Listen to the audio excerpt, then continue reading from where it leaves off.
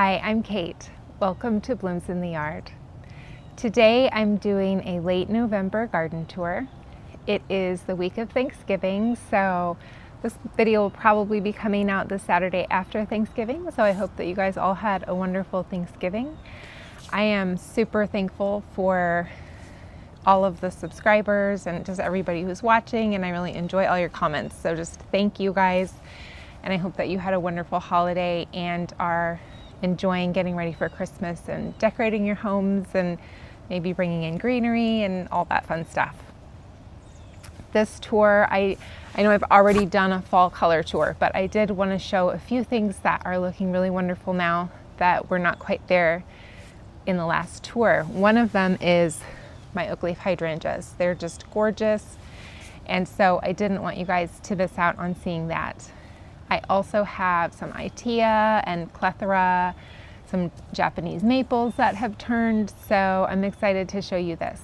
Another thing that I'm finding is really important in the fall garden is the evergreen interest. So I'm gonna kind of harp on that and keep talking about that throughout the whole tour. So I hope you all had a wonderful Thanksgiving, and I hope that you enjoy this tour. I do keep forgetting to say that I live in Shawnee, Kansas in zone 6B. Shawnee is a suburb of Kansas City, and we have clay alkaline soil.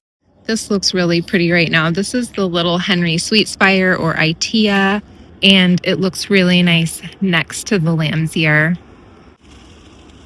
And then, of course, I have some evergreen interest, which I just can't stress enough how important it is to have that to make your fall color look good, something for it to bounce off of. If you just have fall color with a bunch of brown, it's not as pretty.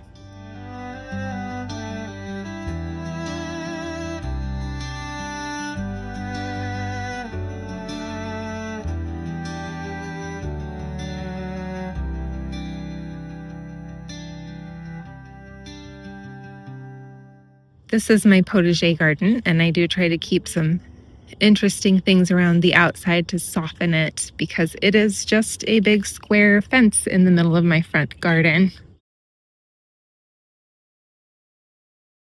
This is all covered by leaves right now, but there's stepping stones here for when people park so they can kind of step out onto there. In the potager right now, I have the boxwoods that I planted this summer, and then my raspberries over there, my climbing rose. I just planted garlic in this area, and then some of my herbs, cilantro, rosemary, parsley, and down there is a variegated oregano. Over here are strawberries, which may or may not be coming out, and asparagus. These bushes were just temporarily planted here, just somewhere to stick them. So let's see, these pretty red, they look like almost rose petals, are from my burning bush on the other side of the driveway. This sedum has died back and doesn't look great, so I cut it down, and then this ajuga is newly planted here. I did just recently add some daffodils in here, so that'll be nice. That is Virginia, which has never bloomed for me yet, so we'll see if that ever happens. This is Viburnum, Opulus viburnum. We have had some nights in the 20s, probably those 2 days when everybody had that cold, but still some interesting color on this viburnum.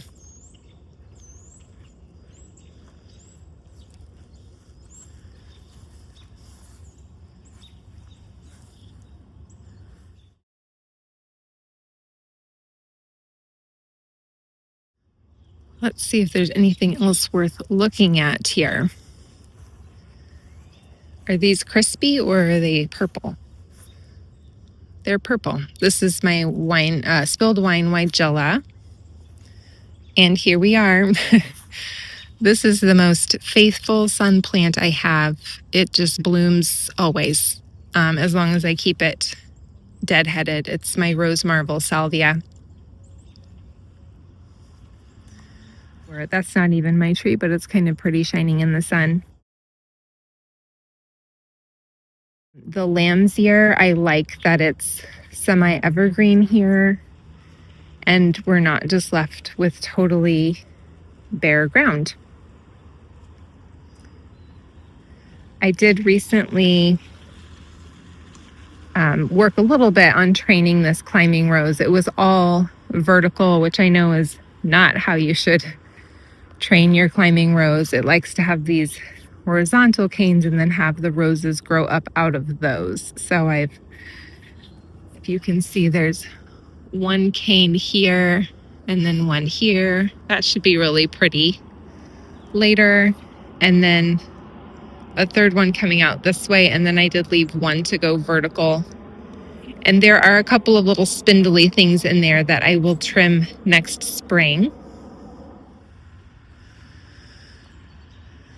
The Japanese maple there, Inaba Shidari, is crispy and done. I have some yellow leaves on my new Franz Fontaine hornbeam. Let's see. Here we have a clematis blooming at the end of November. Isn't that fun?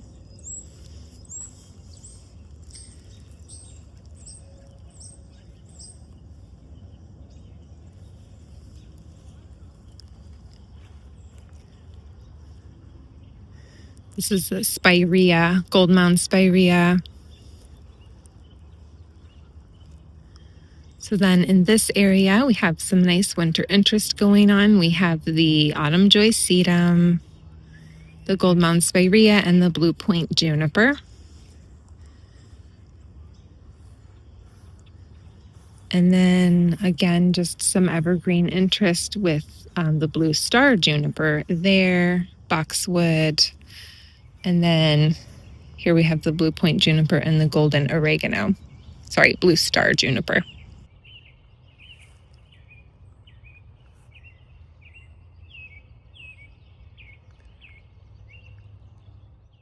We have some pretty buds on our magnolia.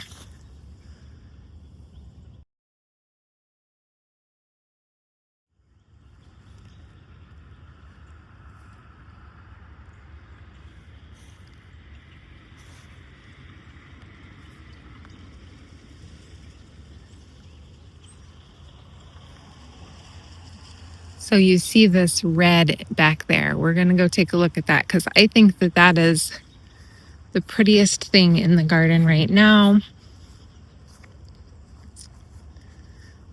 This looked really good like 2 days ago. I mean, it was kind of crispy, but it had a lot more red on it.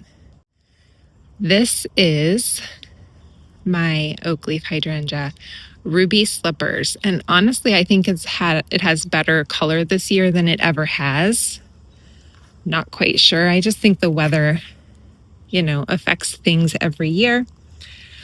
But I'm really enjoying having this. And again, the dark green really brings out the color. So having some evergreen interest, we've had some freezes, and so having some green still with this fall color, I think is really important.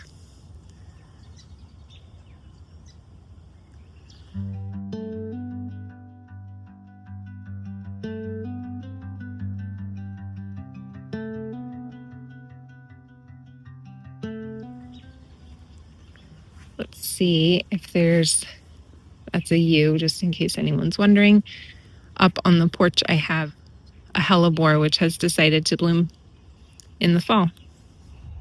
I know that these leaves don't look amazing right now. They look fairly awful, but I am excited to see that they are turning yellow like the Annabelle hydrangeas that I had here. These are the flowerful, and so I just planted these, but I think in the future I'll be glad that these turn yellow and don't turn all black like the Macrophylla and Serrata hydrangeas do.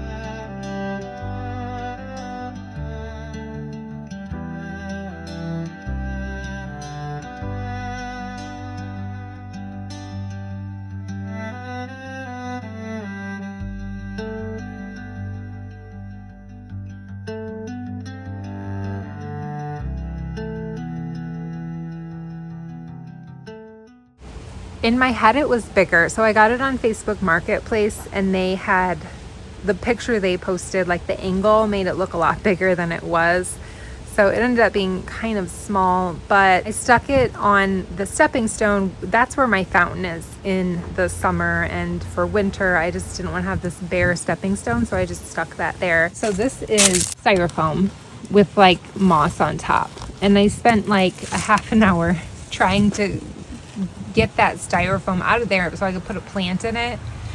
And then my daughter came out and she's like, oh, I love that moss. And I'm like, you know what, I'm just gonna put it out like that for this winter, and then maybe in the spring I'll try and see if I can get it out again. So for now, that's just gonna live here. Maybe I can put something Christmassy, like greenery or lights or something on it in the winter, but for now, at least it's not just this blank stepping stone.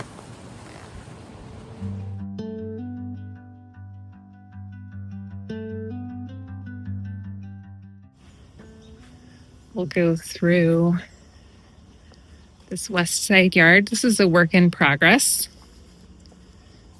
I just picked up all of the leaves the other day, and they're back. So it did look way better when the leaves were all cleaned up. I actually tried to do this tour right after I cleaned up the leaves, and then somebody needed something, and by the time I got back outside it was 4:15 and already getting dark, so it didn't happen. And then now 2 days later it's full of leaves again, but I did do some quick video of how things looked right after I cleaned up the leaves, and so you can see that it looked really nice, and what a difference it makes to have that green and not have everything covered in brown.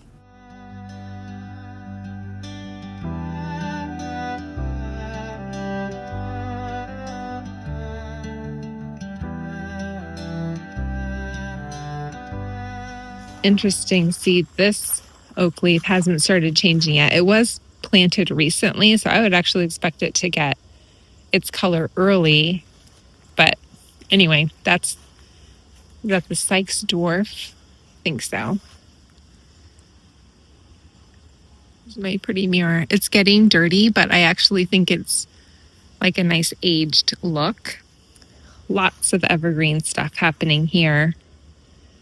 I have yew, boxwood, yew, boxwood, yew. Sorry, it looked so much better without the leaves the other day. That is a clethra, which was also glowing really nicely just the other day. I don't know what that yellow is back there, but I think it might be a hackberry. It's been really interesting enjoying all these trees. You know, in the summer it's just all green, and then at this time of year different things turn orange and yellow, and you kind of see the difference in the different trees. It almost looks like one of those ghost. This is not disease. This is just from the freeze. But this was a blood good, and it really never turned red. There's as much red as we got where it didn't get crispy.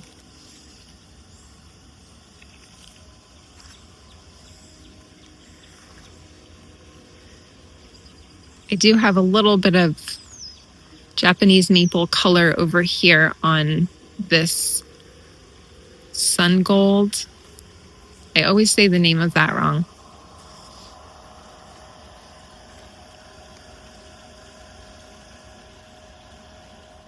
again, I just think that the evergreen is so important with the fall color.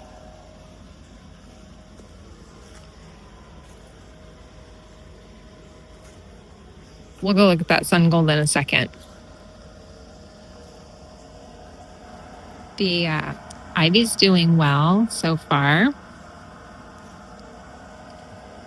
This is my snowflake Oakleaf, which I'm so excited to see bloom next year.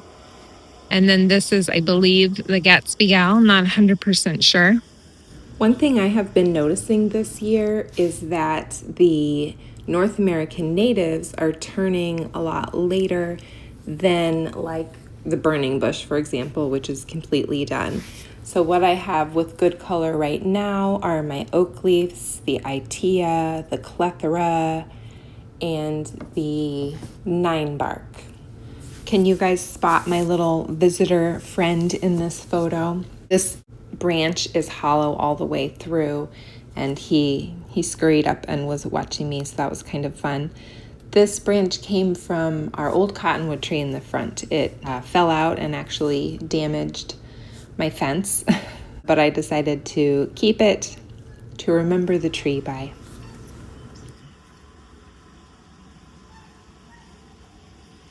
The birch is some nice winter interest. I can really hear, it's been raining. I can hear that waterfall running. Let's see.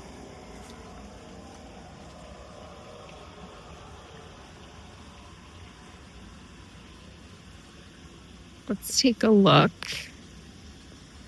at this gold. Why can I never remember the name of this? Sun gold Japanese maple.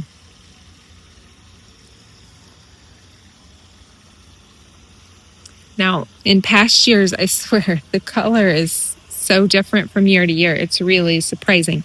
This has been very, like, bright orange, like yellowish orange. And this year it's like mottled with the yellow and the red.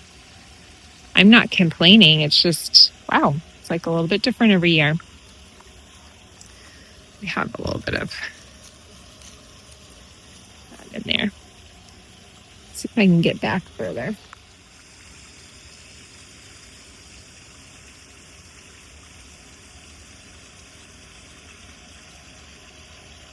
And then that one, it's losing its leaves, but that is the Sango Kaku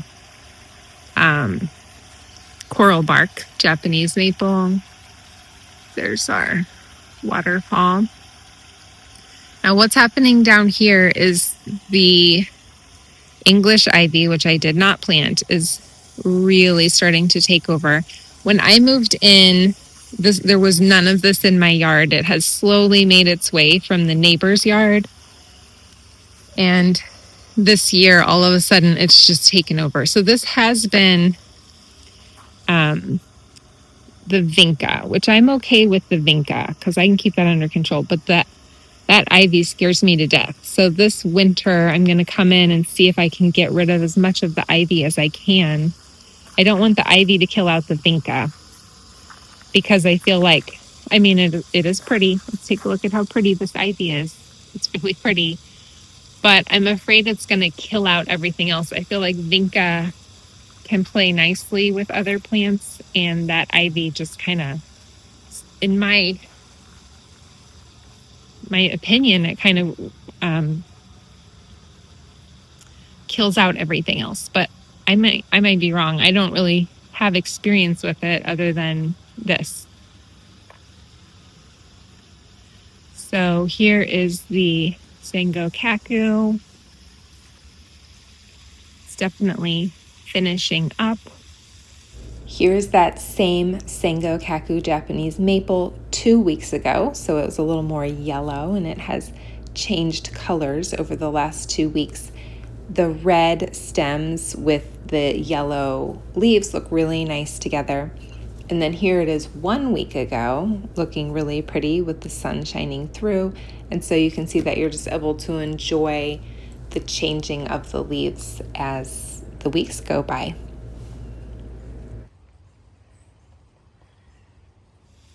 Looks nice contrasted against the dark green of the vinca. I do have the heuchera still doing pretty well, although it's hard to see it with all the leaves.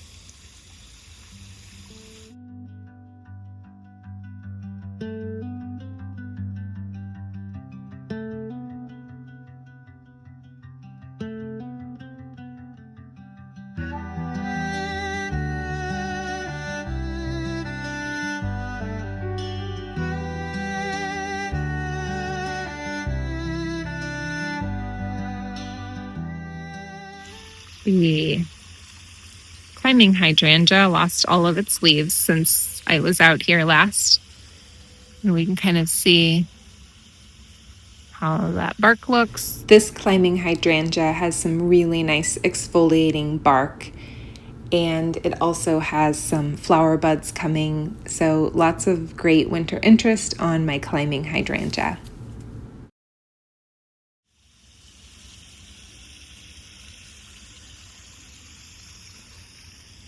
The Alice Oakleaf is still turning.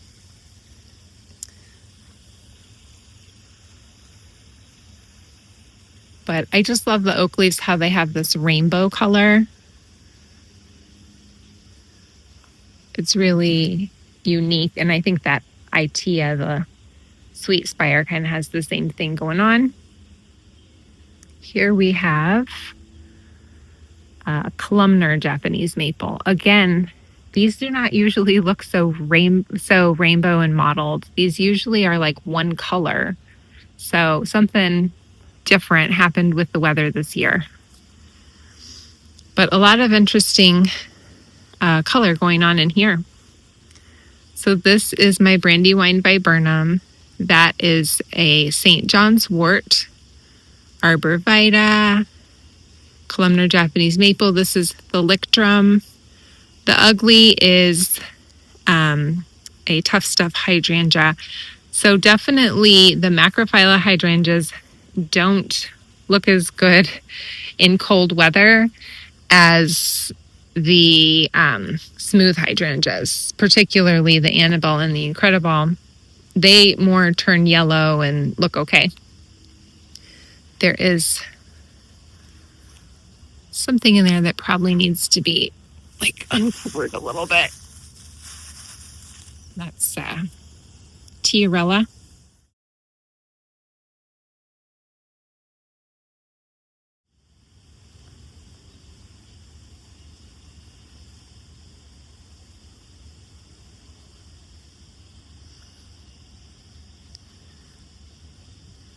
Just a couple of evergreens in here. That's a Dragon Prince Cryptomeria and a Green Mountain Boxwood. And then I do really appreciate the semi-evergreen nature of big root geranium. It is so nice to have something that does stay partially green and alive all winter.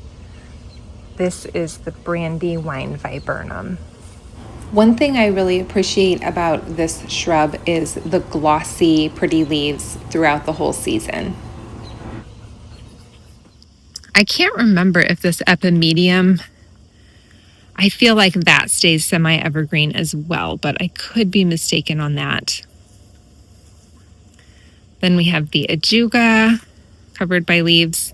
This is one of the Feathered Friends ajuga. I don't remember exactly which one, but it just has so much variety of color. It goes from like red to chartreuse to dark green. I love the variation in the color. It's brighter than like the black scallop.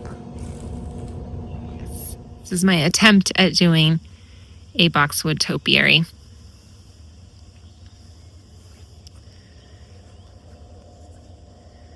This is a gold arborvitae lollipop standard. I needed to trim it, and I didn't. And I don't know, I just never took the time to research when I needed to trim it, and so I never got it done. Current state of the grapevine. Here are my 3 arborvitae that I put in that container. And this is a little Henry Sweetspire. We looked at that one in the front, much more color on that one because it's in more sun. So it's kind of like burning bush. They tend to turn a little more pink in the shade.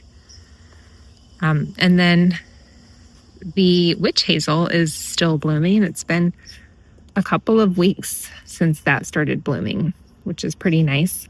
Lots of good interest still in this area with the witch hazel, the little Henry Sweetspire, this variegated euonymus, and the boxwood. Now this was in its prime. This Ninebark was in its prime a day or two ago, and I'll definitely share some photos and videos of that because it was just so gorgeous. And I just love, again, the green, red, yellow. So nice. I have not been excited about this plant. I've had it for 2 years until right now. This is the first time that I'm like, I think I like that plant. And I just need to find the right spot for it. I need to put it somewhere where I don't ever trim it. I also am enamored with the little tiny maple leaf shapes.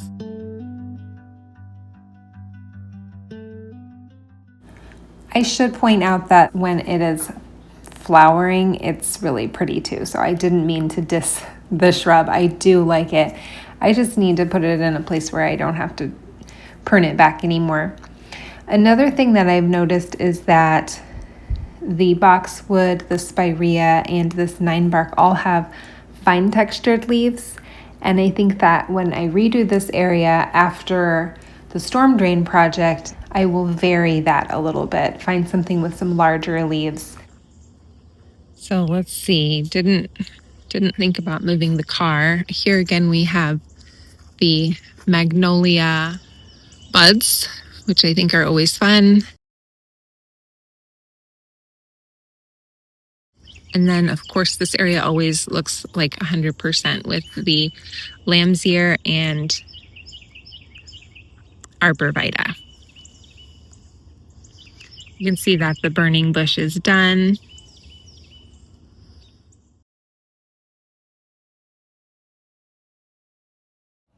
Thanks for watching. I hope that you enjoyed this tour.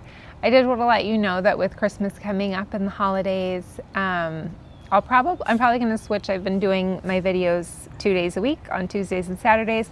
I'll probably switch to just 1 a week on Saturdays. I don't know that I'll just be able to keep up with everything. I mean, usually by this time I've got some Christmas shopping done and I'm just feeling like life is a little more under control. This year I'm feeling pretty behind, and I know that it's because I've been dedicating so much time to this channel. I've been trying to just get it going, and I really enjoy working on it, but some other things have suffered. So I'll probably be switching to once a week from here on out. But I do want to say thank you to everyone, and nothing's wrong. I'm not going away, but things might slow down a little bit.